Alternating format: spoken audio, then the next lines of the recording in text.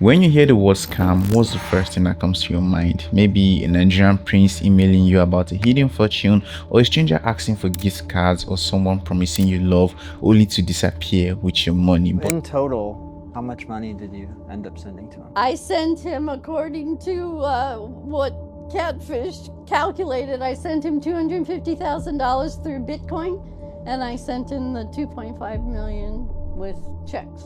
At what point when you were sending him money did you say, or did you think, this is a lot of money and you're seeing He it? always told me that if we just get through, pay this, then I can come home, baby, and I'm gonna pay you back everything I owe you.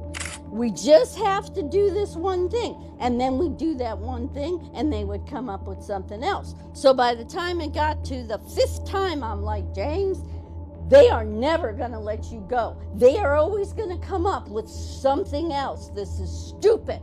I had to take a mortgage out on my house. I have a $400,000 mortgage on my house because of him. And he worked on me for about 4 months on that one. And I finally gave in, and I did it because he was going to come home and he was going to pay the mortgage off. And every month I'm making the mortgage payment again. Where the hell are you? And I mean, now the latest thing is he's trying to get $24,000 off me right now, because that's to pay the captain to bring him to the show. But that image has been repeated so many times, it's almost become automatic. But here is the uncomfortable truth.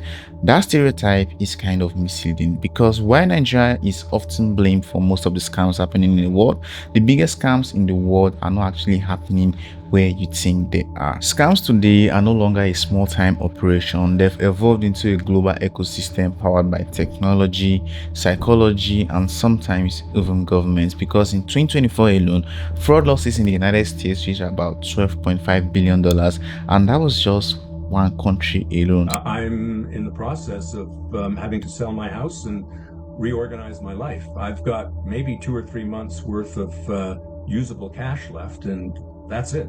Stephen Carr of Meaford, Ontario says after watching a video on YouTube, he decided to reach out to a company which promised he could make money trading commodities, foreign currencies, and cryptocurrencies. He started off with a small investment and says it appeared his funds were going up. What I didn't know at the time is this trading platform I was working on was a simulation. It wasn't connected to anything. Carr says over 3 months he handed over $498,000 to criminals. He was told his investments had more than doubled, but when he went to take money out, he couldn't. I'm devastated. I have spoken to several recovery firms, but they're all in the same boat. A lot of them are fraudulent themselves. So this raises a bigger question. If Nigeria isn't leading in the global scam economy, then who is? Now, to answer that, we first need to understand how scams actually work and why some are more visible than others. At the highest level, scams actually fall into 2 different categories. The first one is emotional scams. Now, basically, these ones are personal. They target individuals directly through trust, relationships, and manipulations. McLeod had recently become a widow and enjoyed the companionship. Then, after talking for a while, the man convinced McLeod to invest in his oil company, so she would be more financially stable now that she was on her own. $130,000 later, she learned it was all a sham. So you get things like romance scams, charity scams, and social media impersonations. Social media has increased that volume substantially. So we saw, for example, in 2025, over 63 million was lost to romance frauds alone. And again, this is only a small portion of what's actually out there. It's only a small portion because many victims are too embarrassed to report they've been scammed. McLeod says she was beyond ashamed, and she only agreed to do an interview to hopefully prevent this from happening to someone else. Now, basically, these scams actually takes time. They require conversations and rely heavily on human emotions. He wanted to actually talk with me, wanted to know who I was as a person, told me who he was as a person. It wasn't anything that raised red flags, and it wasn't anything where he would ask me a question about myself like, oh, what's your favorite color? Oh my God, it's my favorite color too. It wasn't anything like that at all.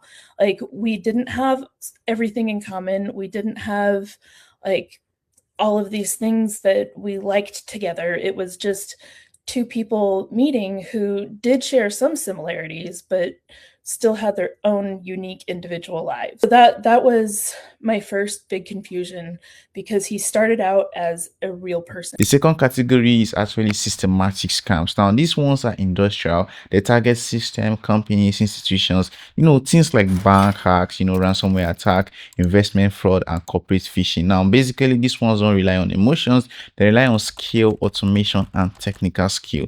And the difference is the reason why the perception doesn't always match the reality. Now, different regions of the world have developed reputations, not randomly, but based on the kind of scams they execute more effectively.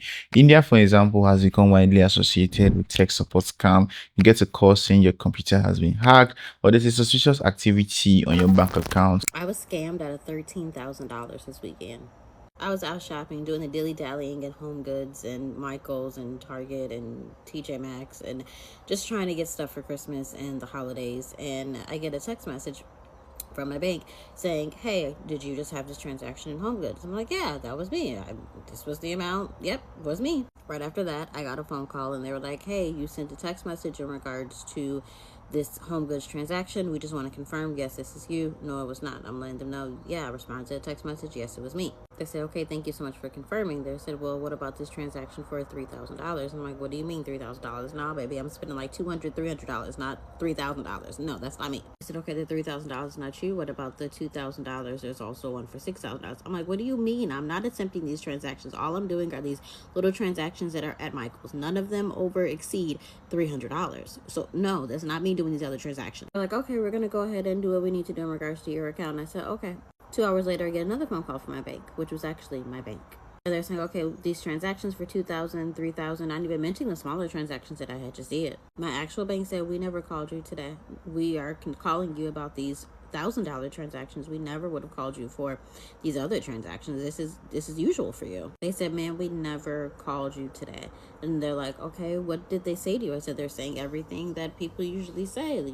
Can you confirm your name, your date of birth, all of the information. They knew where I was shopping. And they said, this was an AI generated voice. They said, this is an AI generated voice scam, and this is how they are able to get people, because they sound legitimate. They sound like they are at work. They sound like they're able to assist you, but this is not what's going on. They said your entire account is drained. $13,000. Sometimes the caller might claim to be from Microsoft, your bank, or even the IRS, and many of these operations run almost like real businesses with script, training, and performance type. Now, Romania has developed a reputation around online auction fraud, phishing schemes, and fake marketplace listings. Scammers exploit, trust in online shopping platforms, selling products that never arrive or, never existed in the first place. Okay, my name is Joanne. I'm 73 years old, and lo and behold, I was the victim of a cryptocurrency scam. And the funny part is that I am not the most tech savvy person in the world, not at all. So that's what's even amazing, that I must have opened 6 wallets, a couple pay platforms, I don't even know, but I was scammed very bad by somebody who said that they were Elon Musk. And believe it or not, the guy was really good. I fell for it hook, line, and sinker. I thought I was investing in a Tesla investment platform, and it showed where I double, triple my money, and I wanted to get a little bit of money for a nest egg, being my husband and I are on Social Security, and he's, in a wheelchair. And so I fell for it, hook, line, and sinker. Bottom line is I was scammed out of almost $80,000. Russia, on the other hand, is frequently connected to advanced cybercrime groups, not individuals. They are connected to organized networks. These groups run ransomware attacks, large-scale data breaches, and infrastructural hacks. Some operations are actually sophisticated that they blur the line between cybercrime and cyber warfare. Now, China is often linked to counterfeit goods, fake e-commerce stores, and supply chain scams operating at massive scales.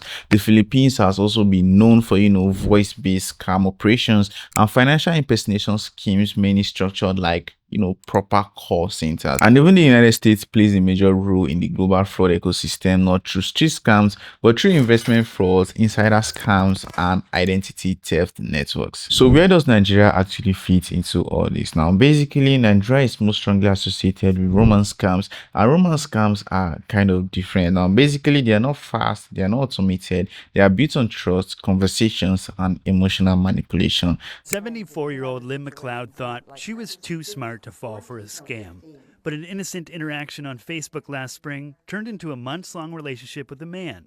McLeod had recently become a widow and enjoyed the companionship. Then after talking for a while, the man convinced McLeod to invest in his oil company so she would be more financially stable now that she was on her own. $130,000 later, she learned it was all a sham. Now, a scammer may actually spend weeks and sometimes months building a relationship with you before ever asking you for money. I talk to romance scam victims and their families every week, and there is one sentence they always say: I really believed they loved me. Because these scammers don't start by asking for money, they start by building trust and that relationship. It often starts with a very simple message. Hey, I came across your profile and you seem nice. Or I came across your profile and you seem very kind. Then they message every day and they become part of your life and part of your routine. And weeks or months later, when you're emotionally invested, they manipulate you by asking for funds. And that's exactly why these ones actually stand out. Because when someone loses money through this way, it doesn't actually feel like fraud. This one actually feels personal. And that emotional connection is one of the biggest reasons why Nigeria developed such a strong reputation globally.